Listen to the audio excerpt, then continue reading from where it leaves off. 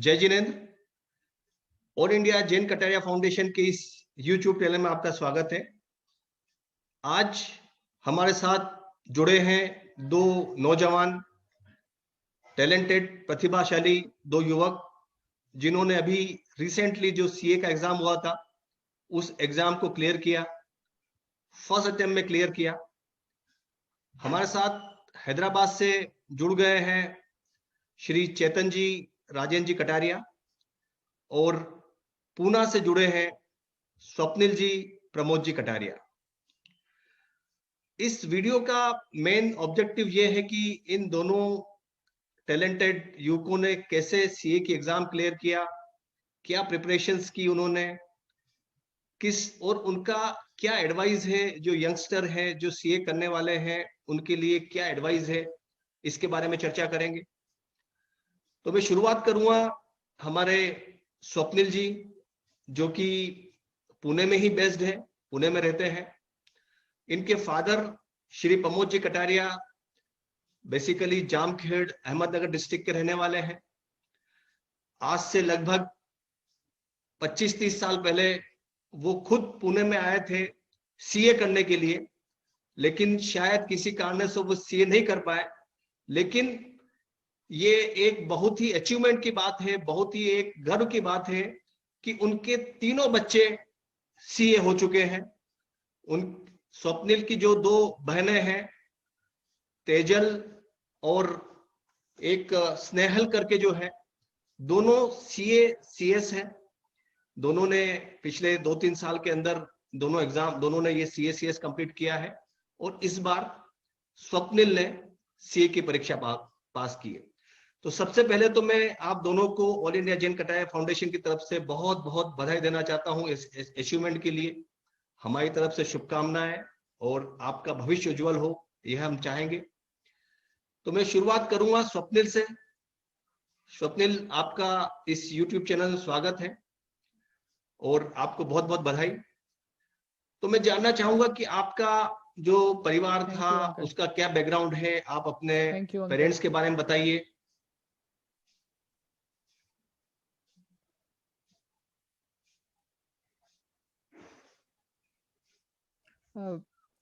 Majorly uncle, पापा जो है वो उनका तो बिजनेस है। वो एक ऑटोमोबाइल कंसल्टेंट है, जो टू व्हीलर का सेलिंग और परचेस करते हैं। जो पहले मतलब नियरली 30 ईयर से वो वही बिजनेस में है।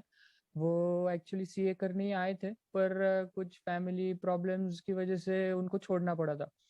तो मम्मी और हाउस वाइफ है, तो बाकी हम 3 भाई बहन, मतलब मैं भाई हूँ और 2 बड़ी बहनें हैं। जो सबसे बड़ी बहन है, उसका CA I think 2010 7 years around हो गए हैं उनको सीए करके, 7 to 8 ईयर। और वो भी ब्रिजस्टोन करके जो कंपनी है वहाँ पे काम करती है।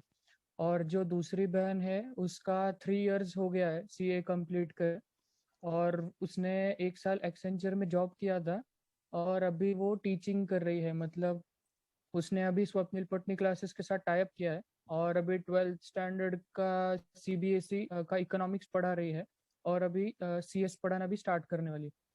और मेरा तो स्कूलिंग वगैरह जो हुआ वो ज्ञान प्रबोधिनी के एक स्कूल है पास में ही है, वहाँ पे 10th स्टैंडर्ड तक हुआ। और उसके बाद एक्चुअली साइंस तो चूज करना था ही नहीं, मतलब कभी इंटरेस्ट ही नहीं था। तो 11th स्टैंडर्ड में फिर पुणे में जो बीएमसीसी कॉलेज है वहाँ पे एडमिशन लिया था। वेरी गुड, बहुत अच्छी बात है। और ये जान के बहुत अच्छा लगा कि आपकी दोनों सिस्टर्स वर्किंग है, ब्रिजस्टोन में काम कर रही है, और एक ने अपना खुद का कोचिंग इंस्टीट्यूट चलाया है। तो मुझे पूरा यकीन है कि आपको अपनी बहनों से इंस्पिरेशन मिला होगा, उनसे मोटिवेशन मिला होगा सीए करने का, और उसी के चलते हुए आप ये काम कंप्लीट कर पाए हैं। For sure. और मेरा ये आपसे सवाल है कि लाइक सीए, मुझे मालूम है कि सीए और आईआईटी, आईआईएम, सीए, आईएएस, ये काफी टफ एग्जाम है, और इनको क्रैक करना, इनको क्लियर करना, इट्स नॉट दैट इजी। काफी इसमें मेहनत लगती है, और जो परसेंटेज होता है आपका सीए का वो भी काफी कम होता है, पास आउट का जो परसेंटेज होता है, काफी चैलेंजेस है उसमें। तो आपने जो सीए की तैयारी की है, शायद आपको फाउंडेशन भी करना हाँ पड़ा होगा, और उसके बाद जो भी आपका जो प्रोसेस रहता है, तो उसमें क्या क्या चैलेंजेस आए आपको, और आपने उन किस टाइप से तैयारी की जिससे कि आप इस एग्जाम को फर्स्ट अटेम्प्ट में क्लियर कर पाए? ऐसी क्या प्रिपरेशन रही आपकी तरफ से?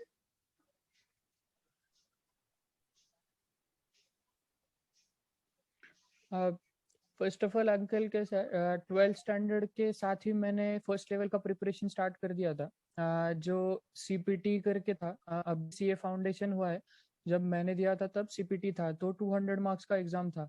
तब मैंने 12th स्टैंडर्ड के साइड बाय साइड ही उसकी क्लासेस और वो सब स्टार्ट कर दिए थे।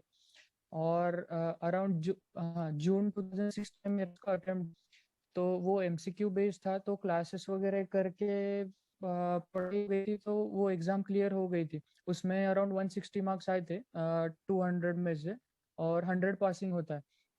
उसके बाद जो सेकंड लेवल थी उसके क्लासेस भी इमीडिएट बेसिस पे स्टार्ट हुए थे। मतलब एक 9 मंथ्स का क्लास, 9 मंथ्स का गैप होता है, 6 मंथ्स की क्लासेस होते हैं, तो वो भी मैंने पुणे में ही क्लासेस कर दिए थे। तो अराउंड 10-11 आवर्स के क्लासेस होते, तो वो बैक टू बैक कर दिए थे। और मई 2017 में मैंने सेकेंड लेवल क्लियर किया था। उसके बाद जो 3 साल का इंटर्नशिप करना पड़ता है, तो फिर मैंने फर्स्ट ईयर का जो इंटर्नशिप था वो बिग फोर, एक अर्नस्ट एंड यंग करके जो कंपनी है वहाँ पे डायरेक्ट में किया था। फिर वहाँ पे एक्सपोजर वगैरह बहुत अच्छा मिला, पर वहाँ पे डिपार्टमेंट स्विच नहीं हो पाते, इसलिए फिर मैंने यहाँ पे और एक्सपोजर बढ़ाने के लिए, खुद का एक्सपोजर बढ़ाने के लिए भी एक मिड साइज फर्म में ट्रांसफर लिया।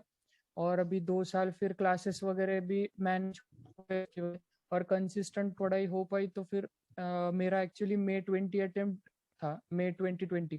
पर कोरोना की वजह से एग्जाम पोस्टपोन हो गई 2-3 बार, और नवंबर 2020 में अटेम्प्ट आया। तो मेजर सर जितना मेरा एक्सपीरियंस है, मतलब जो भी मेरा पढ़ाई या जो भी है, एक है कि आपको डेडिकेशन बहुत ज़्यादा चाहिए। मतलब आप ये नहीं बोल सकते कि यहाँ पे जाना है तो क्लास मिस कर दी, या घूमने जाना है तो क्लास, क्योंकि क्लासेस जितना बैकबोन होती है सीए के फील्ड में, वो बहुत इंपॉर्टेंट है। क्योंकि एक भी दिन अगर क्लास मिस हो गई तो अगले 2 दिन आपको कुछ भी समझेगा नहीं कि पढ़ा क्या है। तो क्लासेस एक सबसे बड़ा ये था। और दूसरा एक है कि आप सिर्फ क्लासेस पे भी सेल्फ रिलायंस नहीं कर सकते, आपको खुद का सेल्फ स्टडी बहुत ही ज्यादा जरूरी है। क्योंकि आप जब खुद पढ़ते हो तो दो चीजें ज्यादा समझ में जो क्लास नहीं समझ में आती है बहुत बार। और कंसिस्टेंसी बहुत ज्यादा जरूरी है। मतलब जितना मैंने सीखा 3.5-4 ईयर्स में, कि कंसिस्टेंसी बहुत ही ज्यादा जरूरी है, आप लीनियंटली ले नहीं सकते कुछ भी। Very good. जैसा आपने कहा कि कंसिस्टेंसी और डिसिप्लिन बहुत जरूरी है, और जो आपने 4 साल की तैयारी की है और उसमें जो हाँ कंसिस्टेंसी रखी है, लगता है उसी कारण आप इस एग्जाम को क्रैक कर पाए हैं। तो मुझे लगता है कि आपको सेल्फ स्टडी भी कम से कम 6-7 घंटे, जो आप क्लासेस करते हैं उसके अलावा भी 6 से 7 घंटे तक आपको पढ़ना पड़ता होगा इस एग्जाम के लिए।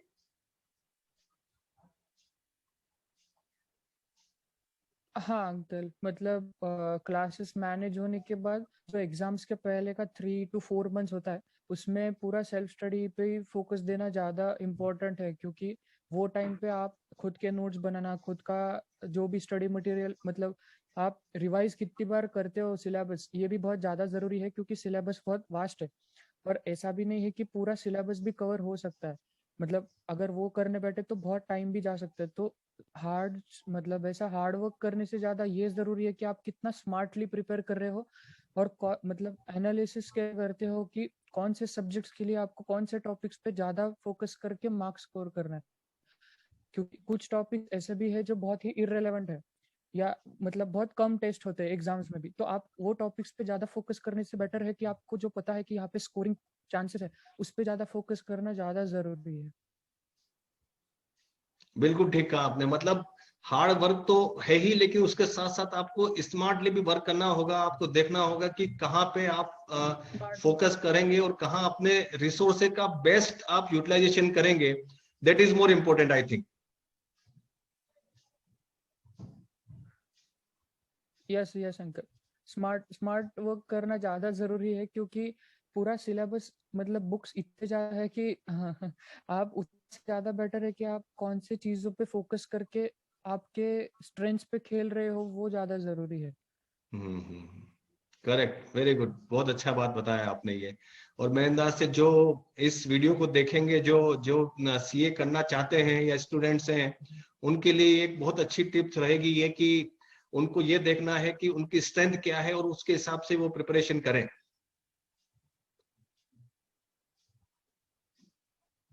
हाँ, मतलब ऑब्वियस है कि किसी किसी का कोई सब्जेक्ट वीक होता है, किसी का कोई सब्जेक्ट बहुत ही स्ट्रांग होता है।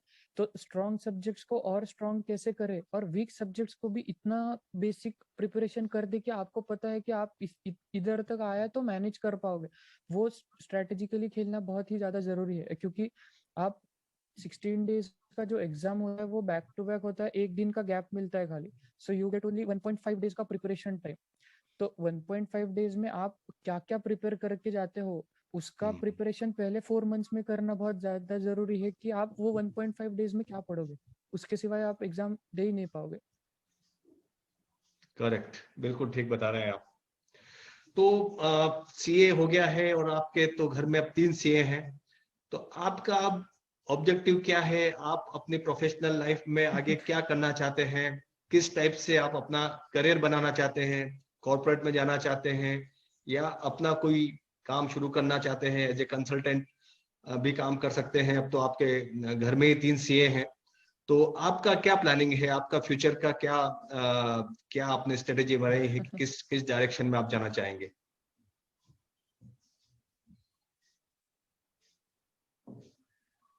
अभी बेसिकली तो 1.5 ईयर्स और पढ़ाई करने का सोचा है। CFA का जो whole and sole finance related है, जो investment banking, portfolio management, equity research और ये सब फील्ड्स में आपको एक्सपोजर देने के लिए हेल्प होता है, या आप कंपनीज के साथ काम करना, asset management companies, mutual fund के जो हाउसेज होते हैं। तो मेरा एक्चुअली वो डोमेन, मतलब जो फाइनेंस का डोमेन है, वो चूज करने का ज्यादा इंटरेस्ट है। तो अभी मैं CFA के लिए प्रिपेयर करना स्टार्ट कर रहा हूँ। तो एग्जाम 3 लेवल्स है उनका, उसका भी। तो आगे 1-1.5 साल तो मोस्टली वो सब पढ़ाई करके फिर कॉर्पोरेट्स में जॉब करने का सोचा है अभी के लिए तो। Very good. तो आप जो है अभी और सीएफए का एग्जाम आप देना चाहेंगे और उसके बाद आप कॉर्पोरेट फील्ड में जाएंगे। हाँ, तो आज तो आपको जो सीएफए का एग्जाम आपकी जब होगी उसके लिए भी हम आपको शुभकामनाएं देते हैं और आपके उज्जवल भविष्य की हम कामना करते हैं। और और कोई आप ऐसा एडवाइस जो यंग स्टूडेंट हैं उनको आप देना चाहें तो आप अपनी एडवाइस दे सकते हैं।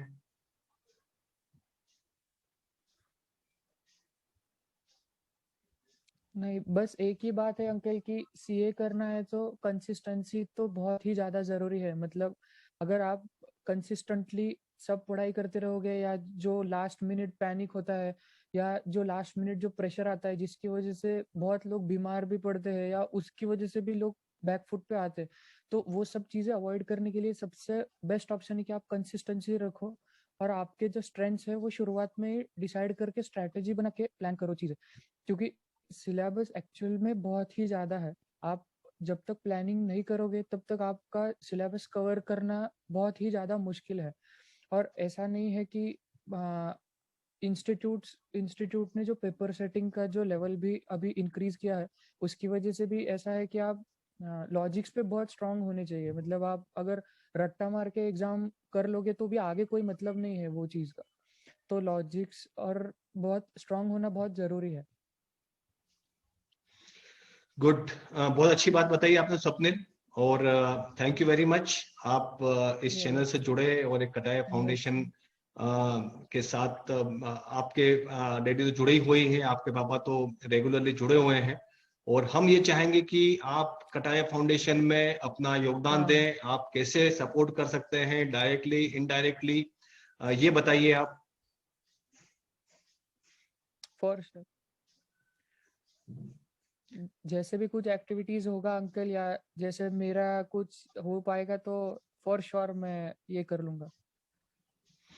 Okay, thank you Swapnil and all the best. और अब हम बात यस, करेंगे हमारे Hyderabad best thank you. And चेत चेतन जी, राजेंद्र जी कटारिया, और मैं स्वप्निल आपको म्यूट कर देता हूं, बट आप ज्वाइन करिएगा, आप अपने हमारे साथ जुड़े रहिएगा आप।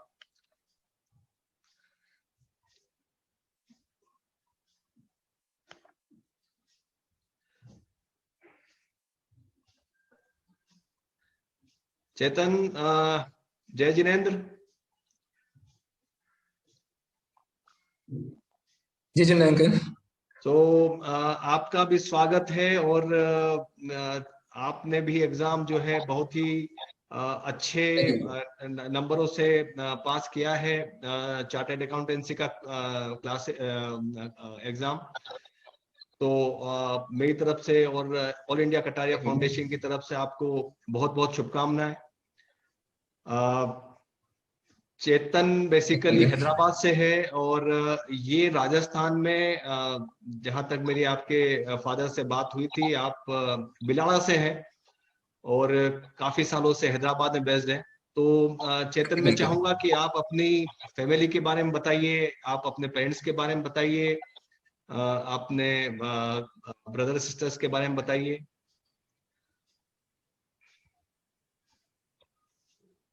जी जी सबको, मेरा नाम चेतन है। पापा का नाम राजेंद्र जी कटारिया है अंकल। पापा एक्चुअली बिजनेसमैन है, ऑटोमोबाइल फाइनेंस का बिजनेस है हैदराबाद में। और मम्मी एक्चुअली नहीं है, मम्मी का मम्मी एक्सपायर हो गए थे मैं जब 10th क्लास में था। तो वो तो ट्रेजिडी था एकदम से, वो लाइक बहुत छोटी उम्र में मॉम चले गए थे। बट ठीक है। 3 सिस्टर्स हैं। पहले एक चेन्नई में, लाइक तीनों, दो की शादी हो गई है। एक चेन्नई में बेस्ड है, प्रीति नाम है उनका, प्रीति जी। एंड सेकंड है पायल, जो मेरी सेकंड सिस्टर है, वो हैदराबाद में ही उनकी लाइक शादी हुई है। एंड जो थर्ड, लाइक हम लोगों के, लाइक पूरे कटारिया परिवार के लिए जो सबसे बड़ी बात है, थर्ड सिस्टर मेरी एक्चुअली सोनम नाम है, सांसारिक नेम सोनम है। उन्होंने दीक्षा दी है अपने हीरामुनि हष्टिमल जी महाराज के लिए यहाँ पर। जनवरी 2018 में उनकी दीक्षा हुई थी। तो अभी उनका नाम स्तुति श्री जी मलासा है। तो वो भी एक बहुत बड़ी है लाइक कटारिया परिवार के लिए, सबके लिए, कि लाइक अपने कटारिया में एक दीक्षा हुई है। तो यहाँ तो लाइक तीसरी बहन मेरी दीक्षा दी हुई है। और बस यही है अंकल। तो ये लाइक और ऐसे। ओके। और मुझे मालूम है कि जिस बहन ने दीक्षा ली थी वो भी गोल्ड मेडलिस्ट रही है, वो भी पढ़ाई में काफी टैलेंटेड थी।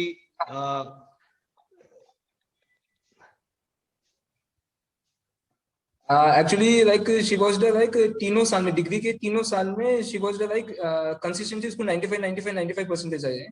एंड उसको कॉलेज से 3 गोल्ड मेडल मिले हैं। एंड लाइक उसको सबसे हाई पैकेजेस आईसीआईसीआई बैंक से, यस बैंक से सब आए थे।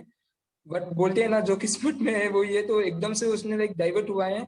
She was actually gold medalist, उसको लाइक ऑफर पहले ही आ गया था। बट बोलते हैं ना, बस उसको वो वापस उसका मन लगा, बस वो दीक्षा ले ली है उसने वैसे। नहीं नहीं, ठीक है।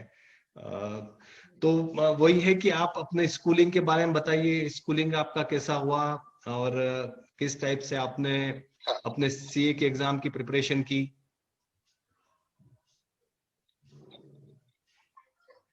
तो एक्चुअली मेरी स्कूलिंग कॉलेज सब हैदराबाद से हुई थी। 12th के बाद ऑफ कोर्स माइंड में एकदम क्लियर था कि सीए करना है।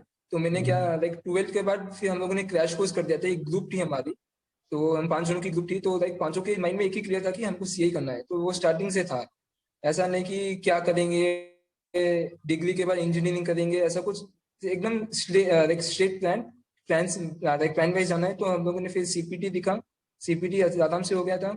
फिर आईपीसीसी की पढ़ाई की, फिर आराम से आईपीसीसी भी हो गया था। अब मेन इंपॉर्टेंट रहता है कि आप आर्टिकलशिप कहाँ से करते हो। So that's the main thing. ये ऐसी चीज है जो ये 3 साल आपके आगे का करियर, और आप जैसे पढ़ाई करोगे सीए फाइनल की, वो सबसे इंपॉर्टेंट है। तो मेरा लाइक मैं मेरी बात करता हूँ, मेरे लिए क्लीन था कि मुझे आगे जाके लाइक अपना फर्म हो, या मतलब हर जगह कोई भी आए तो आपको आंसर दे सके। तो आपको ओवरऑल नॉलेज होनी चाहिए हर की। तो मैंने ऐसे मिड साइज फर्म में ज्वाइन किया था। तो 3 साल मैंने आराम से वैसे किया था। पार्टनर्स भी इतने हेल्पफुल थे, मतलब इतने कोऑर्डिनेट किया कि उन्होंने भी हर क्लासेस के लिए अलाउ किया, ये किया। तो ये इंपॉर्टेंट होता है कि आप आपके बॉस के साथ अच्छे से रिलेशनशिप रखे, सो दैट आपका भी मतलब आराम से क्लासेस हो पाए, सब हो पाए। क्योंकि ये 3 साल ही आपका डिपेंड करेगा कि आप सीए फाइनल कौन से अटेम्प्ट में पास होंगे। अगर आपकी क्लास हुई ही नहीं है और आपने पहले प्रिपेयर किया ही नहीं है, तो आप ये डैम श्योर है कि आप एकदम से सीए फाइनल में बैठ के क्लियर नहीं हो पाओगे। तो आपको एक अच्छे से प्लान करना पड़ेगा। ये 3 साल में ये 2 चीज इंपॉर्टेंट है कि आपको आप एक क्लाइंट, आपका नॉलेज भी बढ़ाना है।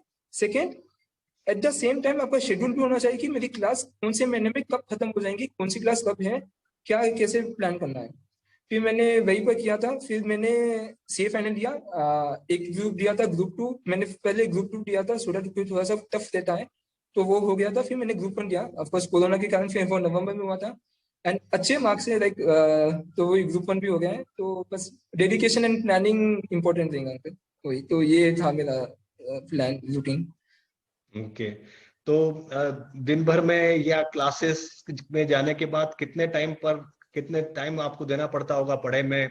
अगर आप देखें 6-7 घंटे पर डे आपको इन्वेस्ट मतलब इसमें लगाना पड़ता है। नहीं, जैसे अपने पूरे यंगस्टर्स रहेंगे अभी कटारिया में, तो मैं बोलना चाहूंगा लाइक 3 से 4 घंटे की आपकी नॉर्मल सुबह सुबह क्लास चलती है। उसके बाद क्या होता है, जो भी अगर कोई बिग फोर से कर रहा है, कोई मिड साइज फर्म में कर रहा है, तो उसको फिर ऑफिस जाना पड़ता है। फिर वो रात में 9-10 बजे आता है।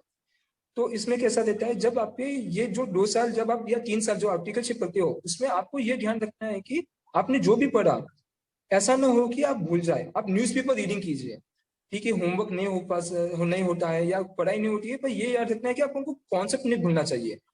क्योंकि आप एक क्लास 1 साल पहले ले रहे हो, 1 साल के बाद आप वो बुक्स ओपन करोगे, तो ऐसा नहीं होना चाहिए कि एकदम वो ग्रीक एंड ज्यादा लगे।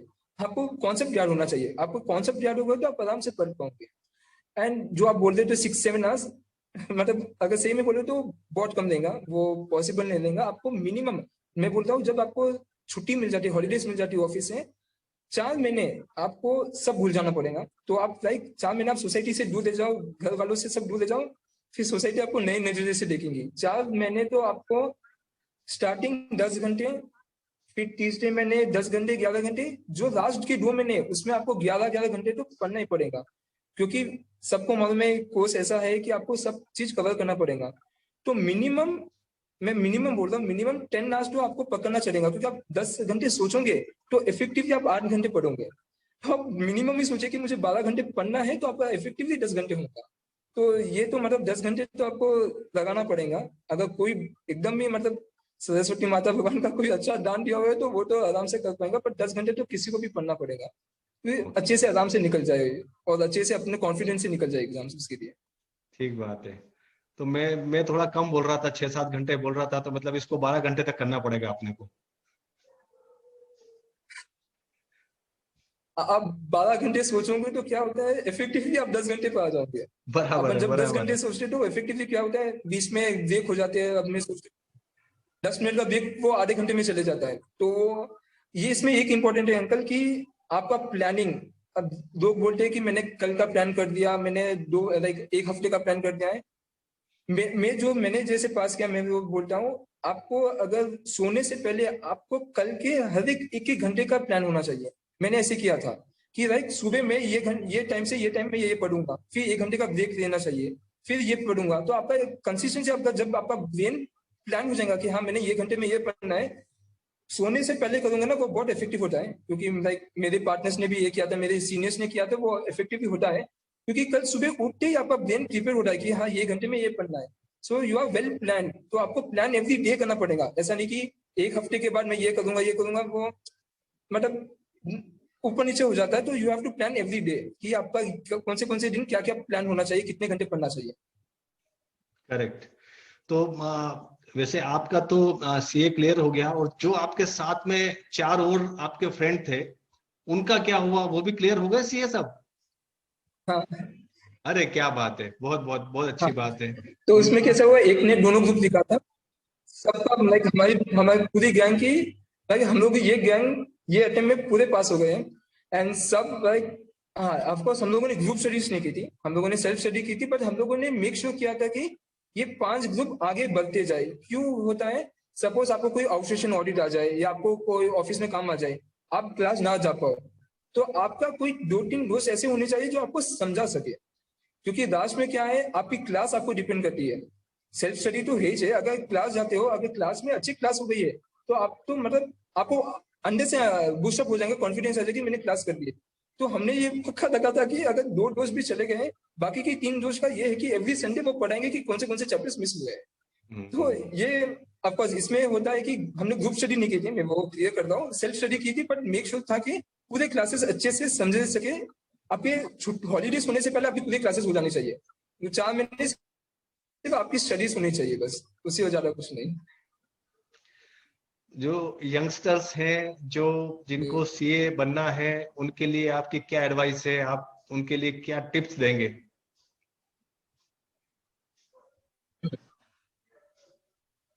मेरे लिए एक्चुअली 3 इंपॉर्टेंट टिप्स हैं, बाकी मतलब अपनी अपनी पढ़ाई देती है। जैसे मैं मॉर्निंग पर्सन था, कोई नाइट पर्सन देते, तो मैं वैसा भी उनको टाइम टेबल नहीं बोल सकता हूँ। बस ये कंसिस्टेंसी रखना है कि आप 10 घंटे सोचोगे तो आपकी 8 घंटे ही होंगे, ये पक्की बात है। क्योंकि एक आधे घंटे का ब्रेक 1 घंटे में शिफ्ट हो जाता है, मालूम नहीं पड़ता है, वो कभी भी टर्न हो जाएगा। फिर सेकेंड इंपॉर्टेंट है कि सोशल मीडिया करेक्ट है, बहुत इंपॉर्टेंट है आज के लाइफ में। कितना भी सब जने बोले नहीं हो सकते, मैं से भी पर आपको हटता रखना पड़ेगा। कुछ पाना है तो कुछ खोना पड़ेगा। 4 महीने आप ऑफ मत कीजिए, बट ये याद रख लीजिए कि जो आपको टाइम वेस्ट करता है उसको आप देखिए मत। जैसे मैंने क्या किया था, मैंने फोन ही ऑफ कर दिया था, फिर सिर्फ पापा का फोन यूज करता था। वो भी इंपॉर्टेंट क्यों है आपको, ठीक है, आपको जो इंटरेस्ट लगता है, जैसे यूट्यूब पर मैंने मोटिवेशनल स्पीच स्टार्ट कर दिए, क्योंकि 4 महीने आपको सब याद आ जाता है कि अरे 3 साल है, कितना पढ़ना है, सब जने वहां एंजॉय करते हैं। ऑफकोर्स कंपेरिजेबल हो जाता है, क्योंकि कोई दोस्त इंजीनियरिंग करते हैं, कोई दोस्त की जॉब लग जाती है, अपन यहाँ पर पढ़ते हैं, वो कंपेरिजन नहीं करना है। तो आपको मीडिया, सोशल मीडिया से आउट लेना है। सेकंड इंपॉर्टेंट पॉइंट है कि ऐसा भी नहीं कि एकदम आउट हो जाओ, अपने आप को मतलब वो चीज में मत डालो। मोटिवेशनल स्पीच देख लीजिए, या जो आपको इंटरेस्ट लगे जो वो देखती जाइए। तो आपको एवरी 3 घंटे के बाद, पढ़ाई के बाद हम लोग एक हाफ एन आवर का ब्रेक देते थे कि हम अपनी माइंड को कैसे रिफ्रेश कर सके, सो डेट वो नेक्स्ट के 3 दिन और अच्छे से पढ़ाई हो जाए। ऐसा नहीं कि एक दिन पढ़ दिया फिर एक दिन की छुट्टी, वो नहीं हो पाएगा। थर्ड इंपॉर्टेंट चीज जो है एग्जाम से रिलेटेड पॉइंट ऑफ व्यू, 4 महीने की छुट्टी मिलती है। नॉर्मली हमको 4 महीने मिली थी। जो 1 महीने पहले देता है, जो मतलब सपोज आपका एग्जाम मई में है, अप्रैल से मई में आपको कुछ नहीं, आपको सिर्फ रिविजन करना है, ना नया चैप्टर स्टार्ट करना है, ना नया सब्जेक्ट। सबसे इंपॉर्टेंट चीज है कि नई बुक टच नहीं करना है। जो आपने बुक से पढ़ी है वो बुक से पढ़िए, ठीक है। ऊपर नीचे 1-2 चैप्टर मिस हो गए कोई बात नहीं है, बस आपने अपनी बुक से पढ़िए। क्योंकि नई बुक जब टच करेंगे तो आपके माइंड एकदम एकदम फ्लैश आ जाते हैं कि ये पेज में क्या पढ़ा था, क्या नहीं पढ़ा था। पुरानी बुक की आपके हमेशा याद देंगे कि अच्छा ये पेज में ये पॉइंट लिखा हुआ था, वो इंपॉर्टेंट चीज है। सेकेंड इंपॉर्टेंट चीज क्या है, आपका कैलकुलेटर एंड पेन। ये इतना हेल्प होगा अंकल, मैं बोल रहा हूँ ना, मतलब आप जो कंसिस्टेंसी करोगे 4 महीने के लिए, कौन से पेन से लिखना है, कौन सा कैलसी है, ये बहुत इंपॉर्टेंट रहेगा। क्योंकि आपने 3 साल मेहनत की या 5 साल मेहनत की, कोई कुछ नहीं बोलेगा। वो 3 घंटे आपके लिए इंपॉर्टेंट है। तो 3 घंटे में आपके हथियार कौन से हैं, आपके हथियार है पेन और कैलकुलेटर। तो आपका वो कंसिस्टेंट होना चाहिए कि हाँ मैं यही पेन यूज करता हूँ, यही कैलकुलेटर यूज करूंगा, सो दैट आपकी वो स्पीड मेंटेन रहेगी। पढ़ाई के मामले में अगर मैं बोलता हूँ, सबको मालूम है वास्ट कोर्स है, पूरा 100 सिलेबस 100% नहीं होता है, मैं भी एग्री करता हूँ। उसमें आपको स्मार्ट वर्क कैसे करना है वो बोल सकता हूँ। हर एक सब्जेक्ट में सबको मालूम है कि 3 चीज होती है। तो हम लोगों ने क्या किया था, हम लोगों ने डिवाइड किया था ABC। ABC क्या होता है, सी से आता हूँ। सी बोले तो एकदम ऐसे चैप्टर्स जो आपको मालूम है कि नहीं पूछता है, पर भी मन में होता है कि नहीं मेरी किस्मत है वो पूछ लिया तो वैसे मत सोचिए। आप सोचिए कि आपको नहीं पूछेंगे, फिर भी सिर्फ आपके कॉन्सेप्ट के लिए, आपके नॉलेज के लिए वो एक बार पढ़ के फर्स्ट रीडिंग में वो आपको पढ़ के छोड़ देना है। बी बोलते हैं, बी इज नथिंग बट आप 2 या 3 बार रिवाइज करोगे इसको।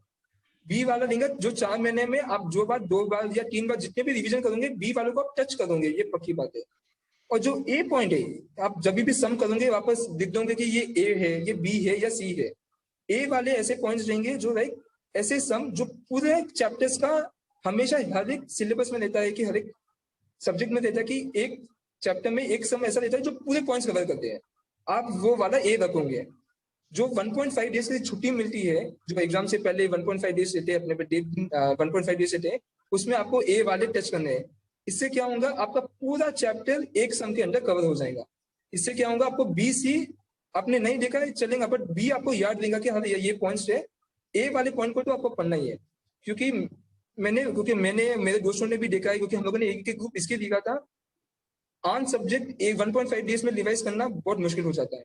जब आपका काम आता है दो चीज, एक चीज आती है कि आपने कैसे आपके शॉर्ट नोट्स बनाए थे, कि मैंने मतलब पूरा चैप्टर 10 पेज का है तो मुझे आपको 2 पेज में करना ही पड़ेगा, ये पक्की बात है। सेकंड है कि आप एबीसी एनालिसिस कीजिए, ये बहुत हेल्प होगा। इससे क्या होगा, आपको मालूम हो जाएंगे अच्छा ये मैंने प्रॉब्लम देख लिया है, ये चीज सेम रिपीट हो गया ए में, तो मुझे वापस टाइम वेस्ट नहीं करना है इस पर।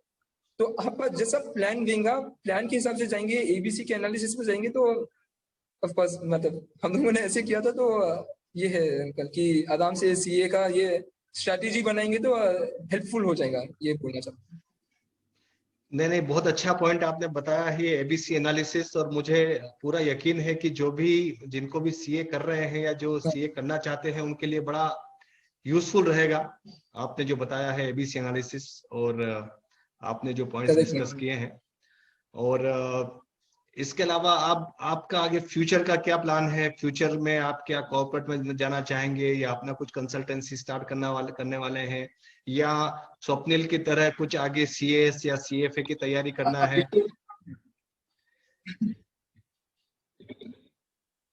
अभी तो प्लान यही है अंकल, क्योंकि लाइक मैंने अभी तो of course like mid size firm से किया था, क्योंकि प्लान तो वही था कि हर चीज में आपको लाइक नॉलेज मिलनी चाहिए। तो अभी तो मैंने एक मिड साइज फर्म ही है, लोडा एंड को बोल के मुंबई की है, तो मतलब वहाँ पर एक ब्रांच है उसका, तो मतलब वहाँ पर ज्वाइन किया है, तो वहीं पर कर रहा हूँ।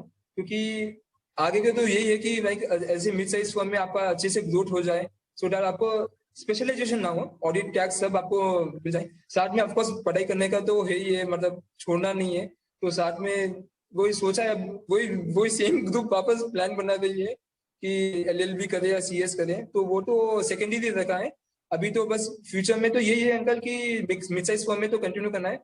आगे आगे अगर अच्छी अपॉर्चुनिटी मिली तो ऑफकोर्स कोई इंडस्ट्री या इसमें सीएफओ का कोई, बस आगे सीएफओ वैसा कुछ सोचा है। तो आगे क्या नेक्स्ट 5 years 10 years तो ये प्लान है अंकल कि मिड साइज फर्म में कंटिन्यू करके, सो दैट आपका कंसल्टेंसी भी साथ में आपके ग्रिप में हो, बैकअप बैकएंड में हो उसके लिए। Very good. तो बहुत अच्छे आपके प्लान है। और कटाया फाउंडेशन के लिए आपका क्या कहना है? आप कैसे उसमें कंट्रीब्यूट कर पाएंगे? कैसे उसमें अगर आपको कुछ जिम्मेदारी दी जाए तो उसके लिए आप तो तैयार रहेंगे?